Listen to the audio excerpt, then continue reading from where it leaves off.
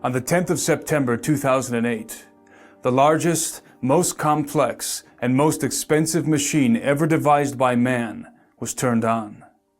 The Large Hadron Collider, or LHC, is a 17-mile-long ring of superconducting electromagnets buried approximately 300 feet beneath the ground near the city of Geneva on the Franco-Swiss border. Chilled to temperatures colder than the void of outer space, and generating a magnetic field more than 100,000 times that of the Earth's, this machine accelerates proton particle beams to a velocity just under the speed of light, and then smashes them together in particle detector chambers in order to break apart the nuclei and unloose the subatomic secrets of matter. At full power, the LHC produces roughly 600 million collisions per second, creating fleeting, minuscule atomic explosions up to 1 million times hotter than the interior of the Sun. The data collected from these collisions is processed by the worldwide LHC computing grid, one of the most extensive and powerful computing grids on the planet. The grid, as it is known, builds on the technology of the World Wide Web, which was invented at Cern in 1989. The Large Hadron Collider is the primary research instrument of the European Organization for Nuclear Research, otherwise known as Cern. After the devastating detonations of Fat Man and Little Boy over Nagasaki and Hiroshima at the end of World War II, mankind was irrevocably thrust into the atomic age. In accordance with the inevitability thesis, which posits that once a technology is introduced into society, what follows is the inevitable development of that technology. The scientific community, impelled by military interests around the globe, became obsessed with the idea of harnessing the power of the mighty atom and unraveling the very fabric of physical reality at the subatomic level.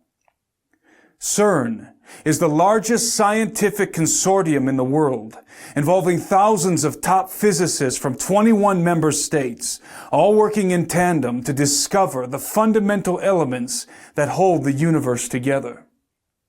While this admitted objective of Cern seems innocent enough, and even laudable in a sense, there are deep concerns about potential unintended consequences and probable occult intentions. When analyzing a scientific endeavor as costly and ambitious as Cern, it is essential that we have a realistic understanding of the mechanisms and machinations that have been propelling technological advancement in the modern era. In a perfect world, the greatest accomplishments of science would be the product of goodwill toward men and the desire for peace and prosperity. However, in the practical world, the world in which we live, the greatest accomplishments of modern science are often facilitated and funded by men who have anything but goodwill and peace on their minds. In many cases, the most groundbreaking technological advancements, such as in the case of jet propulsion, rocket science, and nuclear fission, have been intentionally directed by incredibly malevolent individuals for dark and dangerous purposes.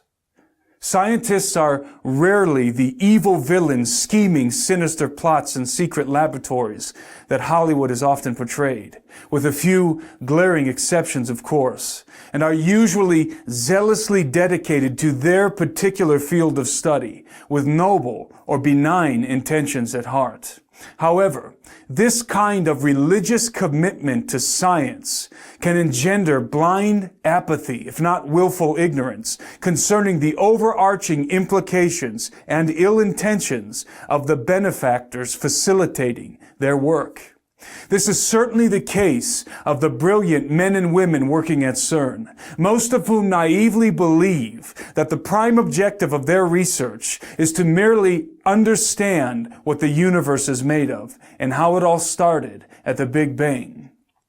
Unfortunately, What they fail to realize, apart from the fact that they are working from a false premise to begin with, is that their research is very likely being used to advance a hidden agenda, the conspirators of which are well aware of who created the universe and are absolutely intent on making war with him and enthroning another in his place.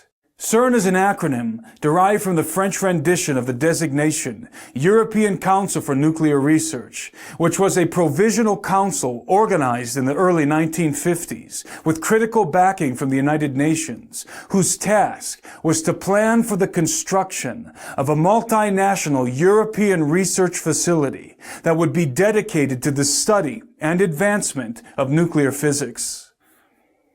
On the 29th of September 1954, the Provisional Council was dissolved and the European Organization for Nuclear Research, or CERN, was born.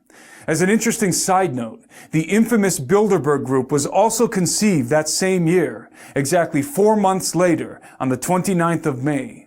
Both of these organizations enjoy diplomatic immunity.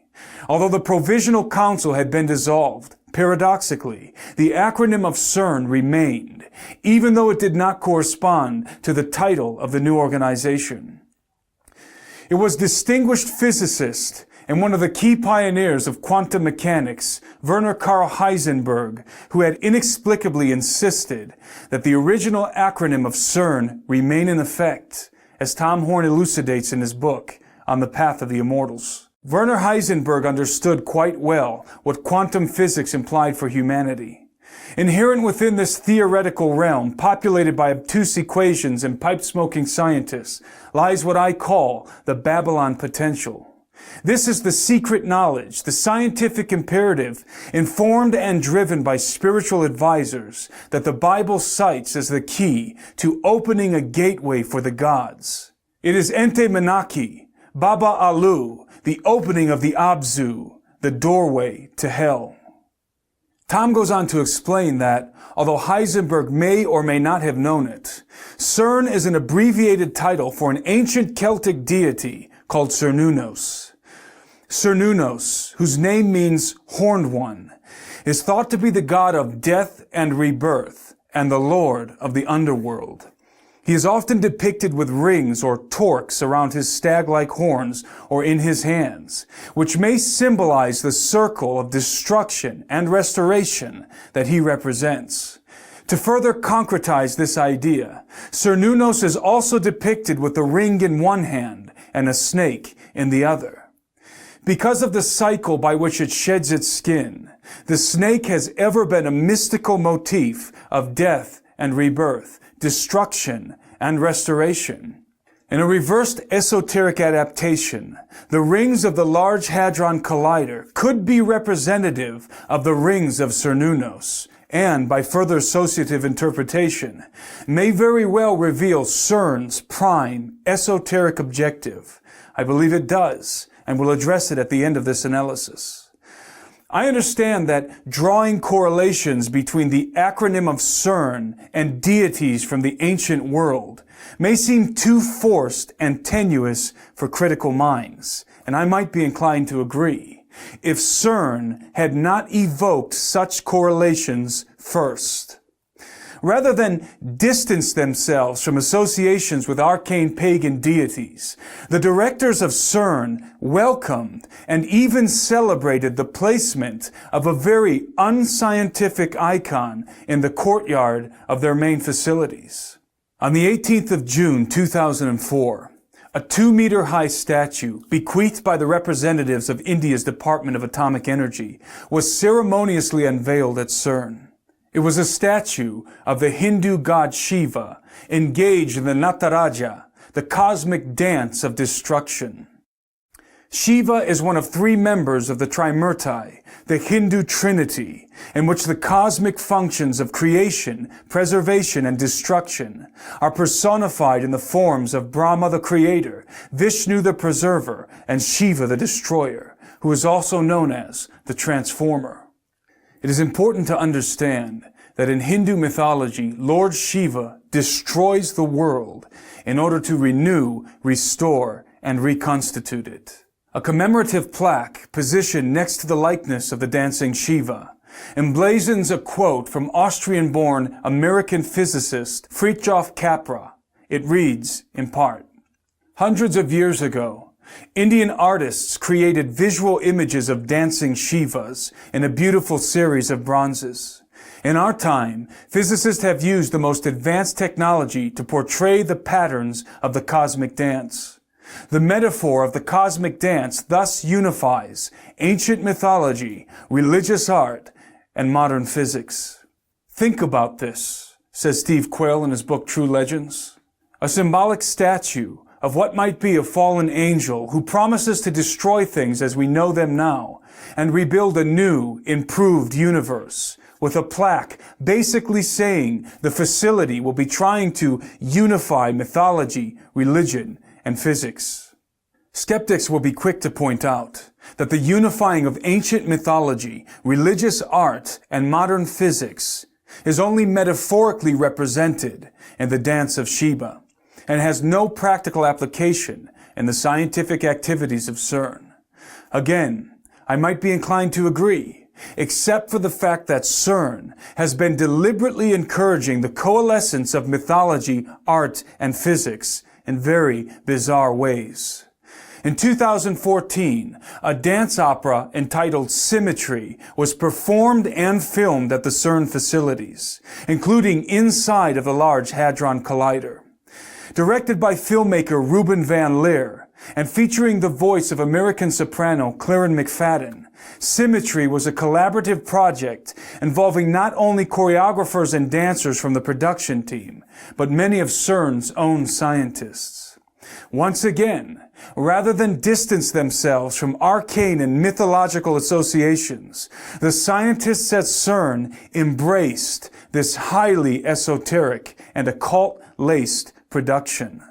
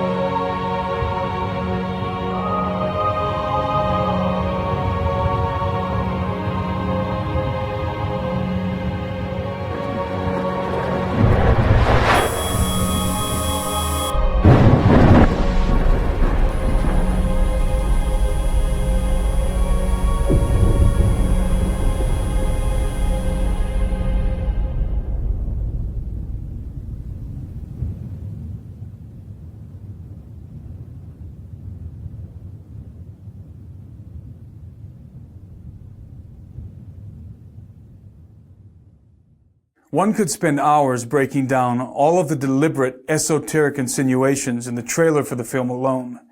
But in the interest of time, let me just point out one of the more obvious details. The name of the film's protagonist is Lucas, which also happens to be the actual name of the Slovakian dancer and choreographer who plays him. Without plunging too deeply into etymological roots, the name Lucas means bringer of light, and is in fact a derivation of the Latin term Lucifer. Of course, all of this could be purely coincidental, but given the overtly esoteric nature of the film, it is highly unlikely that the name of the main character is a consequence of happenstance, regardless of the filmmaker's intention. The truth is that the occult, art, and science have always been fundamentally entwined. The natural synthesis or symmetry that binds them is perhaps best illustrated in one man, Sir Francis Bacon. Bacon, who is widely considered to be the father of modern science and the primary proponent of the scientific method, which is the very underpinning of Cern, was himself an occultist, artist, and scientist. In fact, there is reason to believe that Francis Bacon is the true face behind the dubious mask of William Shakespeare. There is, in truth, no incongruity between the material and the metaphysical world, the physical and the spiritual. They are merely two sides of the same coin, both essential parts of the whole. When one penetrates deeply enough into what we call physics, one discovers, inevitably, the veil that separates these two realities. Occultists have always been aware of this fact. Even to Francis Bacon and his scientific contemporaries, many of whom were members of the mystery schools, deciphering the mechanisms of the material world was but the means to a far more important objective: to make contact with the entities lurking on the other side of the veil. This veil is often described as a dimensional doorway that allows access into realms beyond the perceivable world. The concept of unperceivable dimensions existing essentially in the same space we physically occupy is not only very probable, but also very widely accepted in the scientific community. Many top physicists are quietly hoping that the proton collisions happening at the Large Hadron Collider will puncture the fabric of our four-dimensional confine and allow us to peek through the keyhole, as it were, into another dimension or alternate universe. Some physicists have not been so quiet about this very real possibility. During a press briefing in 2009, Sergio Bertolucci, Director for Research and Scientific Computing at Cern, made the following curious statement. The Large Hadron Collider could open a doorway to an extra dimension, and out of this door might come something, or we might send something through it. There is no question that the scientists working at CERN hope to open a dimensional doorway. The real question is, what is the something that might come through when they do? Of course, for the particle physicist, the answer is simple. They hope to discover new particles that might exist on alternate dimensional planes. There is no doubt that this is the true and honest intention of the vast majority of physicists working at CERN. The problem is, as previously illustrated, that scientists, despite their best intentions, have always been little more than expendable tools in the hands of their benefactors.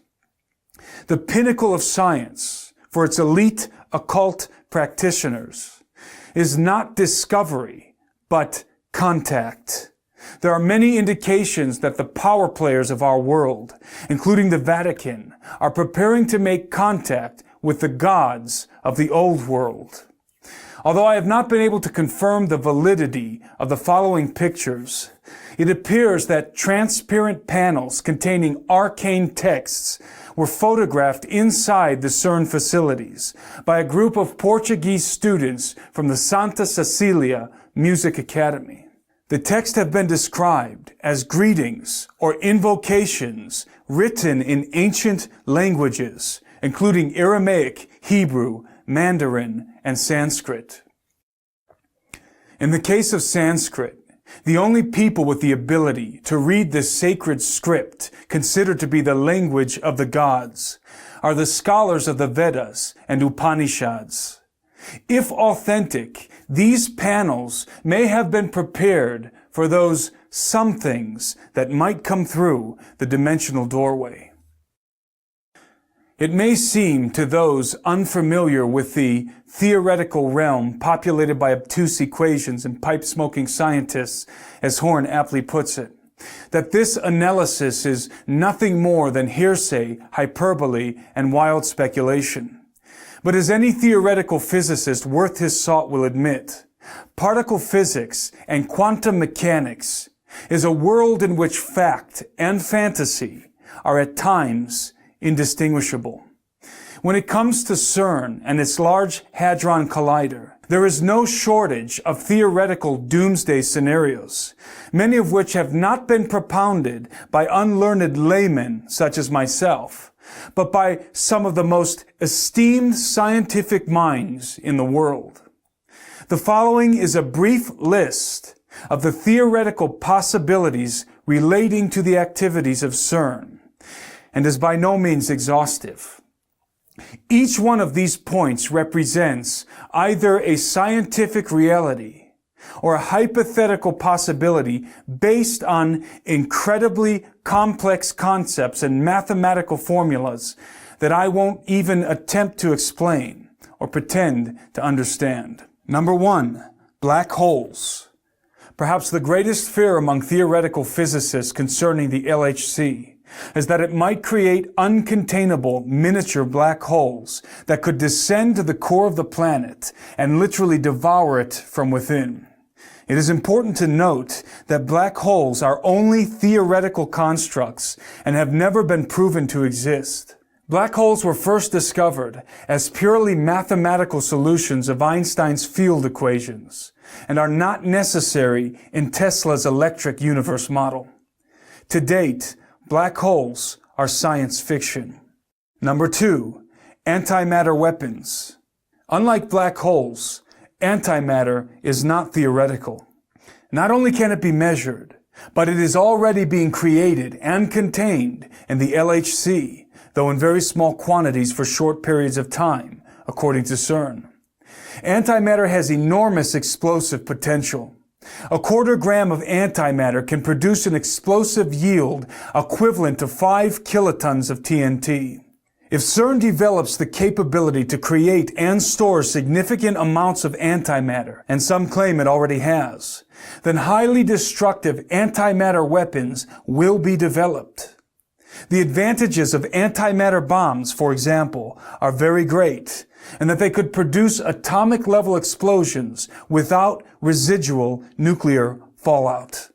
Number 3, particle beam weapons.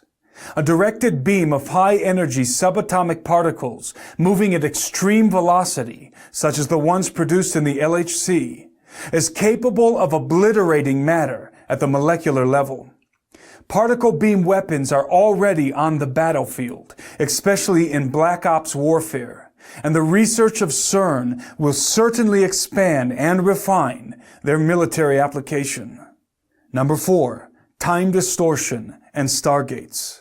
It has been suggested that by colliding heavier subatomic particles, such as lead ions, which Cern will soon be doing, space and time could be distorted, creating what Einstein called a Rosen bridge or stargate, which is basically a wormhole between two different locations, dimensions, or periods of time. It has also been suggested that such distortions in the space-time continuum could lead to what has been referred to as the Groundhog Day effect, in which time folds back on itself, allowing manipulation of the past. Number 5, DNA sequencing and artificial synthesis. Since it is a fact that the synchrotron collider at Berkeley and Walnut Creek, California, was used to help sequence human DNA for the Human Genome Project, it is certainly feasible that the Large Hadron Collider could also be employed in a similar way, but with much more precise results. There is evidence to suggest that artificial human or human hybrid genomes have already been synthesized at collider facilities, including Cern. Number 6, strangelets. Produced from a quark gluon plasma soup, sometimes generated after high-energy particle collisions, strangelets are the most explosive substance in the known universe, and according to theoretical physicists, were responsible for the explosion at the so-called Big Bang. Contrary to popular belief, strangelets are not theoretical, but have been confirmed to exist at the Brookhaven National Laboratory located on Long Island, New York, where physicists working with the Relativistic Heavy Ion Collider, or RHIC, are attempting not only to produce strangelets, but to contain them. The potential gains of this endeavor for the military-industrial complex are self-evident. Because the LHC is a much higher energy collider than the RHIC, strangelet production and containment is even more feasible at Cern. In light of this information, It should give everyone watching this analysis pause when confronted with the fact that China is even now preparing to construct a super collider twice the size of the one at Cern. There can be no doubt that in the best case scenario, the world is about to witness the most dangerous and potentially deadliest arms race in human history. However, there is something percolating in occult shadows behind the scenes that is even more disturbing than a super collider arms race. When the sum of possibilities is considered, what we have at Cern ultimately is the potential to develop weapons for waging war with enemies far more powerful than mere human beings. This is the Babylon potential to which Tom Horn refers, the ability to open the forbidden gates of the gods and make war with the hosts of heaven, as was likely Nimrod's objective in the plains of Shinar. And this leads me full circle to what I believe to be the supreme hidden purpose of the Large Hadron Collider and Cern. Recall that the Celtic deity Cernunnos, the horned lord of the underworld, represents the cycle of death and rebirth, of destruction and restoration. I believe that the Luciferian priesthood behind the thrones of the European Union and the United Nations intend to use Cern as the key to literally open the gates of hell in order to release the gods that have been imprisoned there, those fallen watchers and arcane entities bound with chains in the abyss of Tartarus. Their prime objective is the restoration of the Golden Age, when the gods mingled themselves with the seed of men, and their hybrid offspring ruled the earth. All of our research points inexorably to this grand conspiracy. It is my contention that the earth is even now being slowly terraformed via chemtrailing, HAARP, and other such clandestine programs in order to reconstitute the conditions that existed on the planet before the flood of Noah, in anticipation of the hybrid race that is coming.